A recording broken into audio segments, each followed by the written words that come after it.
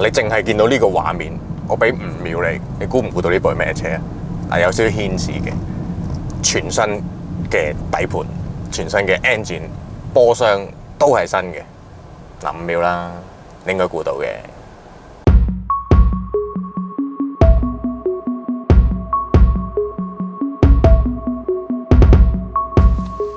你咁醒，估到啦，係佢啦！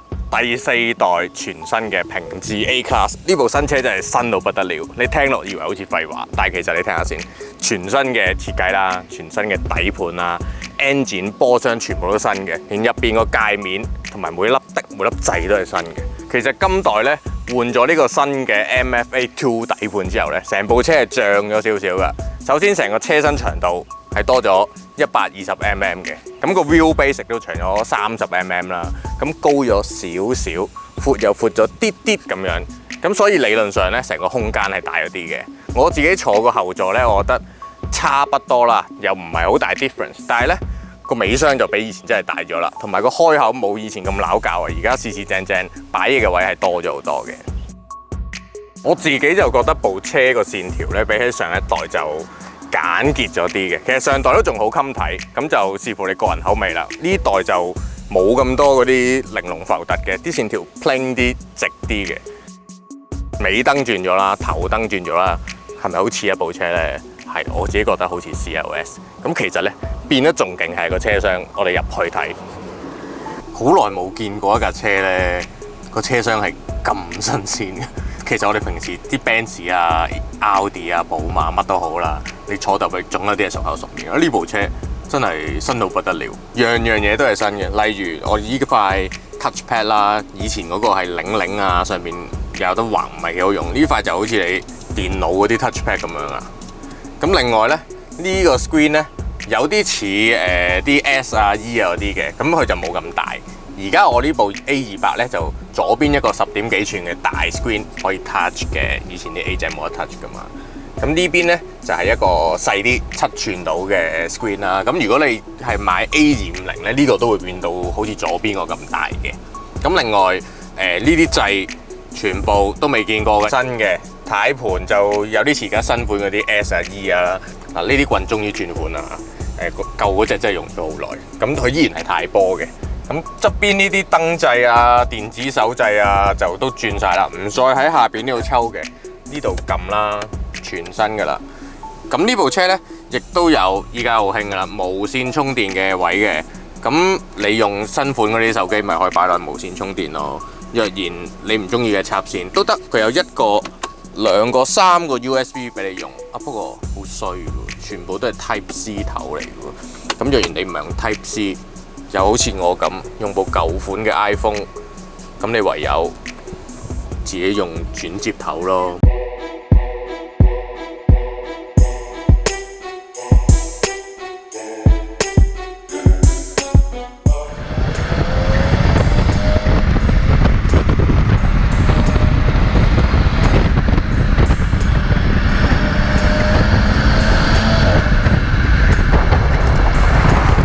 今代嘅 A 仔咧，暫時嘅電油版咧有2款 ，A200 同 A250。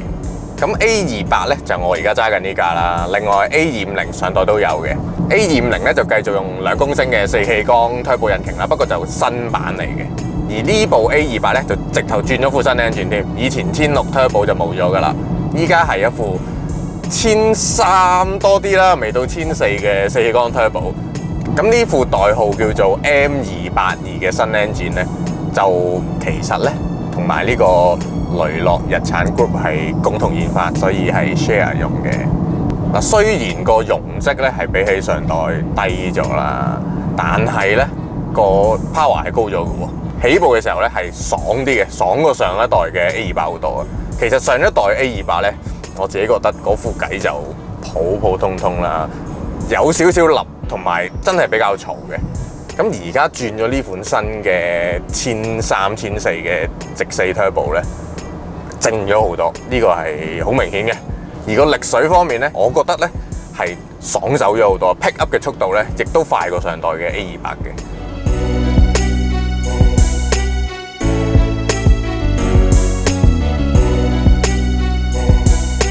我未試部車之前咧，我有聽過人講咧，就話拍得住上代 A250嘅，咁又其實冇咁誇張嘅，始終都仲爭幾廿匹。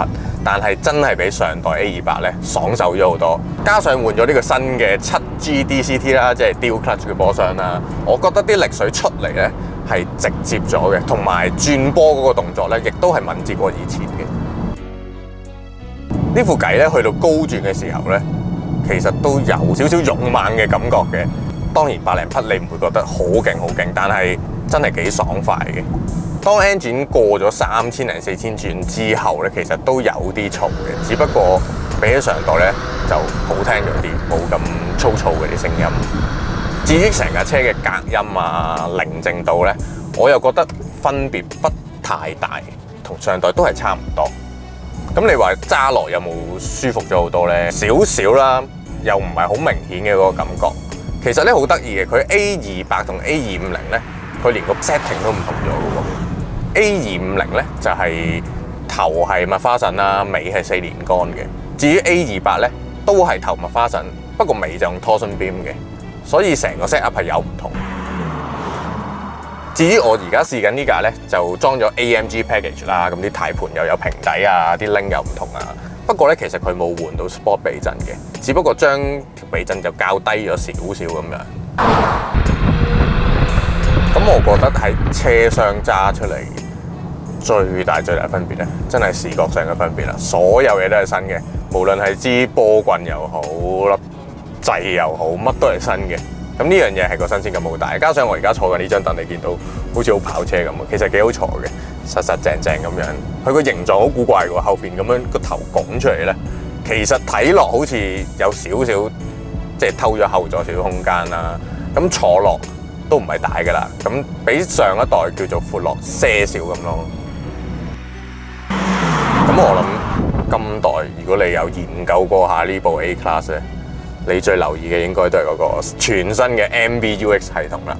咁就所有 Benz 都冇嘅，得呢部 A Class 有嘅啫，暫時。咁就唯有大家學下嘢啦，靚仔，我陣試翻你睇。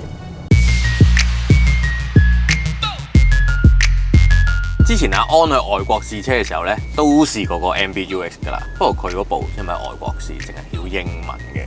呢部咧翻到香港梗係識廣東話啦。咁其實你可以揀翻個語言啦，只要你揀繁體中文、粵語，咁佢就可以識聽廣東話噶啦。要令到佢聽你支笛嘅暗號就係、你好平治，嗱彈咗出嚟啦。之後你就可以輸入適當嘅一啲語音指令，例如開天窗，又或者你可以叫佢開關個冷氣啦。但係唔知點解個溫度咧就唔可以用語音控制嘅，只可以開或者閂。咁仲有嘅包括座椅加熱。座椅加熱開啟，氣氛燈轉綠色。依家幾點啊16時19分。係啦，咁其實個用法就好似 Siri 咁嘅，可以控制到嘅嘢咧唔算好多。咁我諗可能遲啲 update 咗啲 software 會搞得掂啦。咁同埋你而家用粵語咧，佢嘅適應能力係冇咁勁嘅，所以你啲指令你要講得準。